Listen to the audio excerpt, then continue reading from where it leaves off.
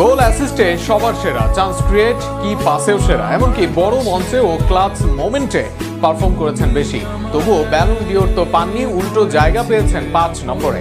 গত আসরে ভিনির পর এবার ব্রাজিলিয়ান রাফিনহার সঙ্গে হয়েছে অবমূল্যায়ন। সেই অবমূল্যায়ন নিয়ে বিস্তারিত থাকছে প্রতিবেদন। নেইমার জুনিয়র তো নিজে বলেই দিয়েছেন রাফিনহার 5-এ থাকা মানে তার প্রতি অবিচার। সামাজিক যোগাযোগ মাধ্যমে তার র্যাঙ্কিং নিয়ে উঠেছে প্রশ্ন, এমনকি অনেক আর্জেন্টাইন ভক্তরাও এই অবস্থানের বিপক্ষে করেছেন অবস্থান। ব্যালনের দাবিদার রাফিনহার জায়গা 5 নম্বরে।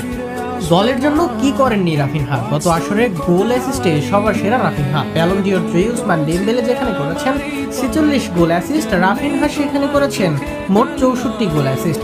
শুধু গোল বা অ্যাসিস্ট দুই দিক থেকে তুলনা করলেও এগিয়ে থাকবেন রাফিনহা। অথচ গত আসরে লেফট উইং ও অ্যাটাকিং মিডফিল্ডার হিসেবে খেলেন রাফা, অপরদিকে স্ট্রাইকার হিসেবে ছিলেন ডেমবেলে।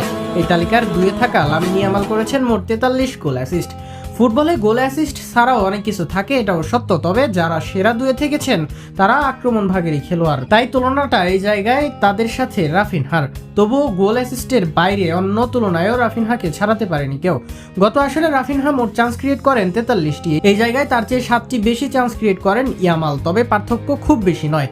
আবার এই জায়গায় মাত্র 25 চান্স ক্রিয়েট করেন ব্যালন ডিওর জয়ী ডেমবেলে। অপরদিকে গত আসরে রাফিনহা কি পাস দেন 167টি, সেখানে 155 কি পাস ইয়ামালের, ডেমবেলে দেন মোট 133 কি পাস। গোলের শট করায় সমান সমান রাফিনহা ও ইয়ামাল, তাদের চেয়ে মাত্র 2টি শট বেশি ডেমবেলের।